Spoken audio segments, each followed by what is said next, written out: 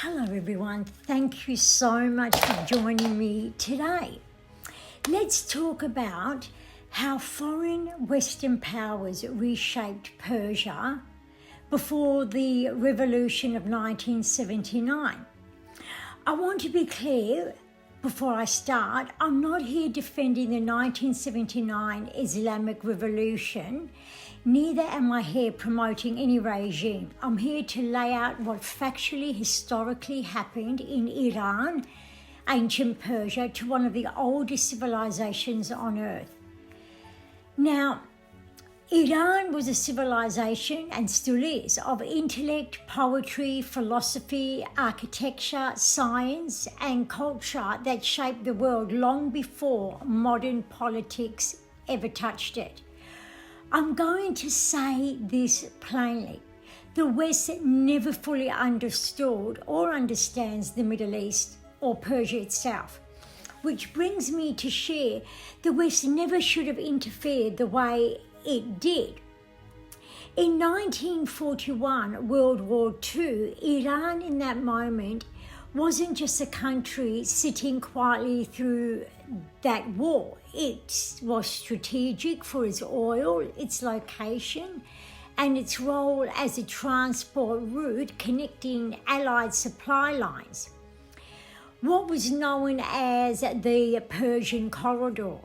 So Britain and the Soviet Union moved in. They didn't negotiate with Iran. They entered, and Reza Shah Pahlavi is forced to step down, not by the Iranian people, but by Western foreign pressures.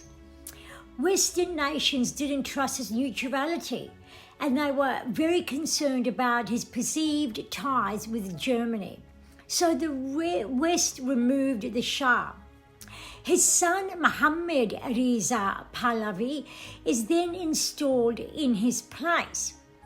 He's young, inexperienced, and from the very beginning of his authority, it didn't come from the Iranian people, it came from external Western powers shaping that region, mostly from Britain, which already controlled Iran's oil, through what was then the Anglo-Iranian Oil Company, what the world now knows as British Petroleum, BP.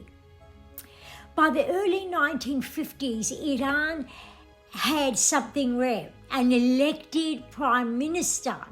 Mohammad Mossadegh, his name was, he makes a decision that changes everything. He nationalizes Iran's oil, stating something extremely simple: what's under Iran's soil belongs to Iran. The Western nations weren't happy about it at all. So in 1953, the United States and Britain moved with Operation Ajax. It's a covert operation to remove Mossadegh after he nationalizes their oil. Money moves through the streets of Iran, not to build Iran up, rather to influence it and manipulate it. People are paid, narratives are shaped, pressure builds, confusion is absolutely rampant, unrest follows that, and Mossadegh is removed. The Shah is restored, not by winning democratically through the Persian people, rather by controlled Western nations controlling Iran. That's where the shift happens, dear viewers. Iran becomes, from that moment, its power is no longer its own. It's controlled, protected, and backed from outside Western nations. By 1957, SAVAK is established. It's an internal security, but not to protect the Iranian public. It's to protect the regime the West put in place and to silence dissent after the coup, to make sure opposition never gathers again in Iran. Then surveillance becomes normal, everyday occurrence where people are watched, tracked, and reported. Opposition disappears, imprisonment happens to remove voices opposed to it, interrogation to extract information, and torture to break resistance is also rampant. At the same time, the Shah pushes modernization. Industry grows, Iran infrastructure expands, and the West alignment deepens even more. On the surface, it looks like progress, but underneath, the country is literally splitting apart. Religious leaders reject the direction. Nationalists reject foreign dependence. Ordinary, everyday people feel pressure from a system that doesn't answer to their own people. By the late 1970s, it's no longer stable. Iran's pressure builds again, but this time it's not engineered from the outside, it's coming from within Iran.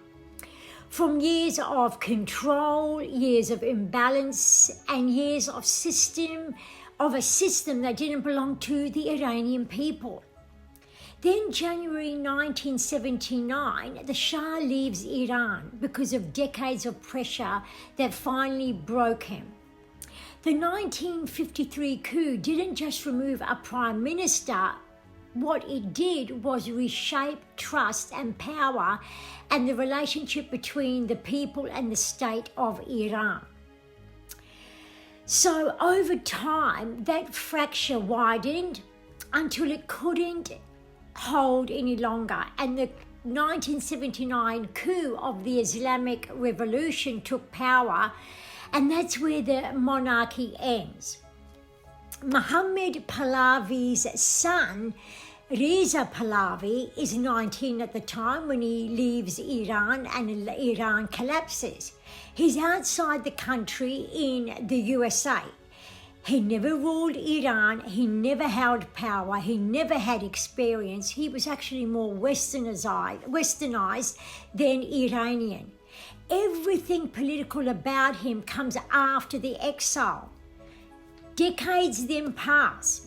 Reza builds a profile in the West, speaks about a secular Iran, and positions himself as an alternative.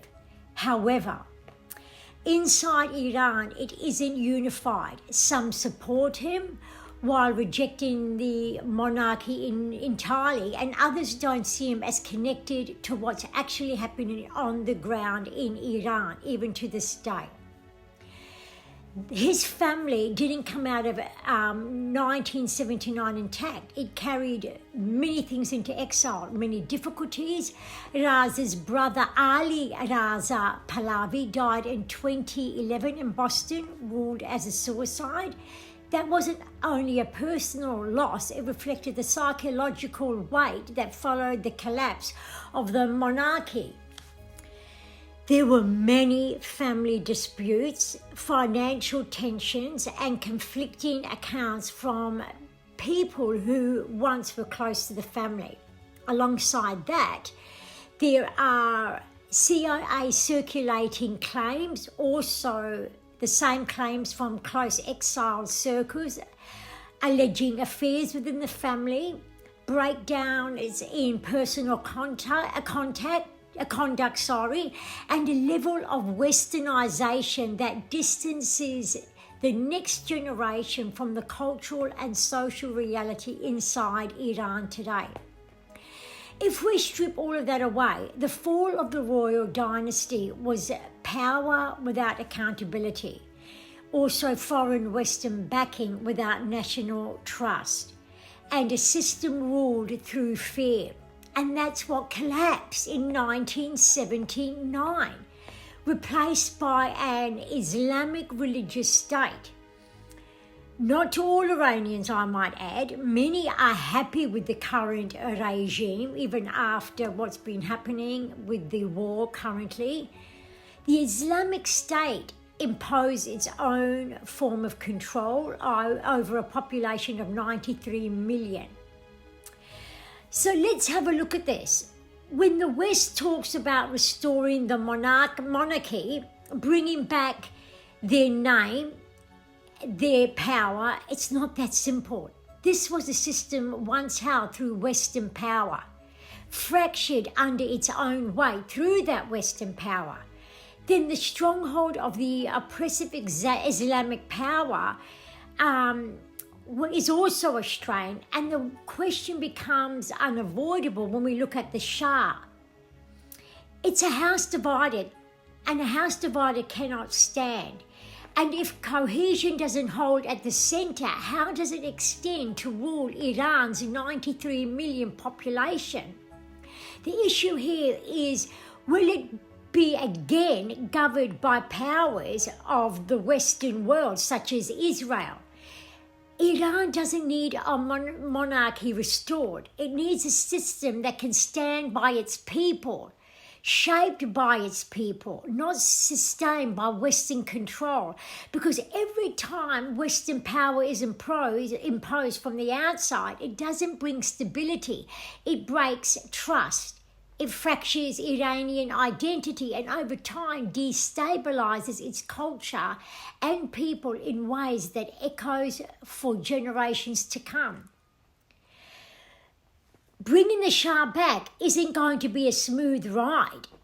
It's not going to bring peace. On the contrary, it's going to have more Western influence, because to many Iranians and to West historical sources and historians, it's going to have the West controlling Iran again, and Iran doesn't want that.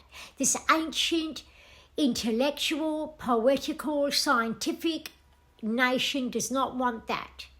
Let's keep that in mind, and let's wait and see what happens with Iran, because bringing the Shah back, having a person who is not integrated into their culture, is going to be very difficult.